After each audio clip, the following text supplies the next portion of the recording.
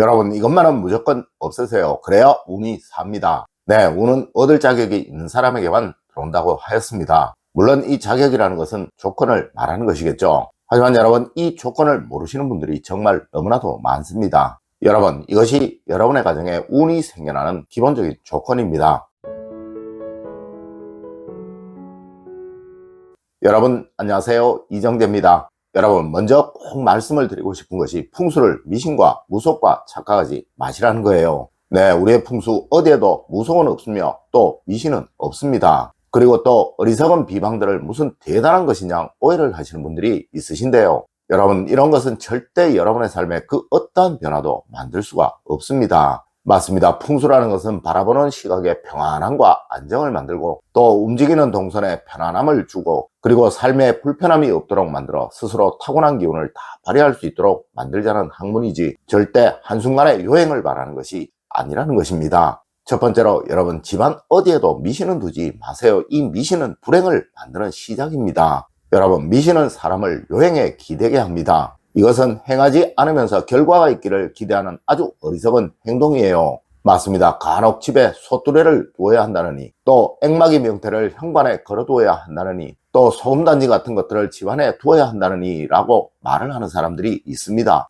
여러분, 이런 것들은 과거 우리 전통의 고택 어디를 가보아도 없는 우리 풍수와는 아무런 관계가 없는 거예요. 아니, 오히려 이런 것들을 늘 보고 사는 가족들이 평생을 요행에 기대는 삶을 살게 하는 집안에 절대로 없어야 하는 아주 해로운 것이라는 것이죠. 여러분, 한번 생각해 보세요. 집에 가와 만사성이라는 글씨가 걸려있는 것을 보고 여러분의 무의식은 무엇을 각성하게 될까요? 그럼 행복한 가족들의 사진이 늘 걸려있는 것을 보며 여러분의 무의식에는 무엇이 새겨지게 되는 것일까요? 그럼 여러분, 앞서와 같은 앵마기 명태나 소금단지 같은 것들이 현관에 놓여져 있다면 과연 여러분의 무의식 속에는 이것을 늘 보며 무엇이 새겨지게 되는 것일까요? 맞습니다. 전자의 것을 보면서는 나도 모르게 나의 무의식 속에 가족의 행복의 소중함이 새겨지게 될 것이고 또 나도 모르는 사이에 가족의 화목의 소중함이 새겨지게 될 것입니다. 하지만 후자의 것들을 보면서는 나도 모르게 내 스스로가 점차적으로 미신에 기대는 사람이 되어 버릴 것입니다. 여러분, 혹 여러분의 가족분들이 요행이나 바라고 또 미신에나 기대는 그런 사람이 되기를 원하시나요? 네, 그러시다면 그렇게 하십시오. 두 번째로 여러분, 풍수의 기본 원칙을 지켜야 하는 것입니다. 여러분, 우리 풍수의 가장 기본적인 원칙은 세 가지입니다. 네, 장풍특수와 동기감응, 배산임수가 그것인데요. 장풍특수라는 것은 바람이 갇혀 따뜻하고 온화하고 또 물이 좋으면 그곳은 명당이라는 의미이고 동기 감흥은 부모의 기운은 자식의 기운과 감흥을 하니 부모님이 편안하게 쉴 수 있는 곳에 자리를 만들면 그 자녀의 그 후손의 모든 일들이 번영을 얻게 된다는 원리이며 그리고 배산임수는 등이 따뜻하고 앞은 편안해야 된다는 원리이니 집을 이렇게 만들면 명당의 기운, 즉 번영과 행복이 찾아오게 된다는 의미인 것입니다. 네, 이것을 현대 풍수, 즉 집안으로 옮기면 집은 항상 온화하게 밝게 따뜻하게 만들어야 한다는 것이고 또한 어른이 머무는 자리가 항상 상석이 되도록 만들어야 한다는 것이고 그리고 잠자리와 먹거리에 안정이 있어야 된다는 의미로 해석이 가능하다는 것이죠. 맞습니다. 이것은 바로 여러분의 가정이 세상의 근본이니 가정을 안정되게 만들고 가정을 행복되게 만들어야 한다는 의미인 것입니다. 화해자는 늘 여러분들에게 화목을 그렇게나 강조를 하고 또 물건도 둘 곳 두지 말아야 할 곳에 관해서 그렇게나 이야기를 많이 드리는 것입니다. 세 번째로 풍수는 마음입니다. 마음을 꼭 지키셔야 합니다. 여러분, 과거 수백 년 이상 부를 이어갔던 고택들을 찾아가 보면 무조건 드는 생각이 있습니다. 네, 집의 구조, 또 물건들의 위치, 또 집의 형태들은 약간씩은 다 다르지만 단 하나 무조건적으로 드는 생각이 있다는 거예요. 맞습니다. 이것은 바로 그곳에 있으면 마음에 안정이 생기고 마음에 여유가 생긴다는 거예요. 네, 어느 곳을 가봐도 참 마음이 편안하다. 야, 이런 곳에 있으면 마음의 여유가 떠나지를 않겠다라는 생각이 무조건적으로 다 든다는 것입니다. 여러분, 이것이 바로 풍수인 것입니다. 네, 여러분의 가정을 가족들의 마음에 여유로움이 생길 수 있는 편안함이 생길 수 있는 그곳으로 만드는 것, 그것 하나만 되어도 여러분의 가정은 금전적인 안정이 또 사업적인 번창이 가족들의 행복이 모두 찾아오게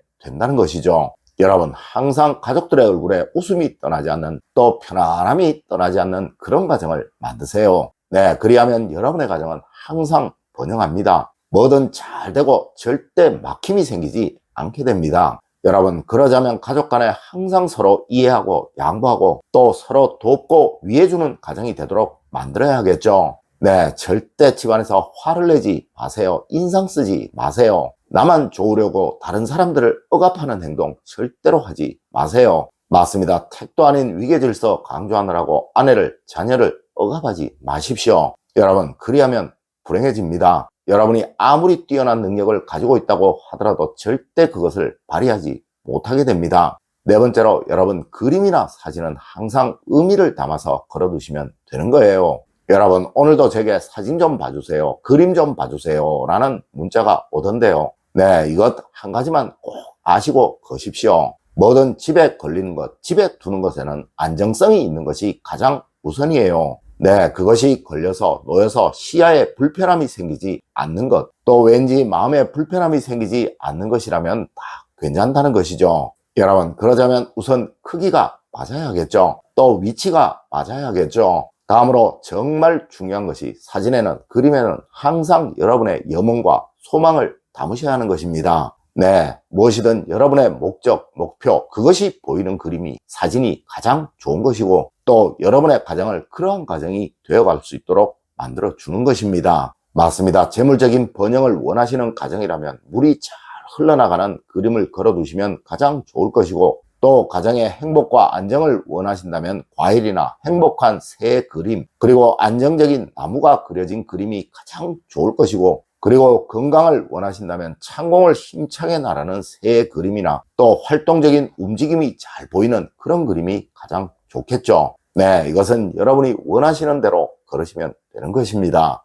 다섯 번째로, 여러분, 풍수에서 가장 중요한 것은 바로 나를 지키는 것입니다. 네, 내가 세상 모든 것을 만드는 거예요. 여러분, 동양학의 모든 학문, 즉 성명학이든 사조학이든 풍수학이든 관상학이든 이 모든 것들의 중심은 바로 나입니다. 네, 이것들은 나를 만드는 것이고 나의 편안함을 만드는 것이고 또 나의 모습을 만드는 것입니다. 맞습니다. 무엇보다 나 스스로가 바르지 않고서는 세상 그 무엇이든 다 의미가 없는 것이라는 거죠. 여러분, 항상 누구에게든 사랑받는 여러분이 되려고 노력하십시오. 그리고 존경받고 대우받는 여러분이 되시려고 노력하세요. 그러자면 늘 상대를 위해 나를 희생하는 여러분이 되셔야 하는 것이고 또 내 가족을 위해 항상 최선을 다하는 여러분이 되셔야 하는 것이겠죠. 네, 그래야 사랑받고 존경받으실 것이니까요. 여러분, 이것을 바로 운그릇이라고 하는 것이고 그 크기만큼 여러분에게 운은 담길 것입니다. 여러분, 항상 가족을 내 몸보다 사랑하시고 또 위하세요.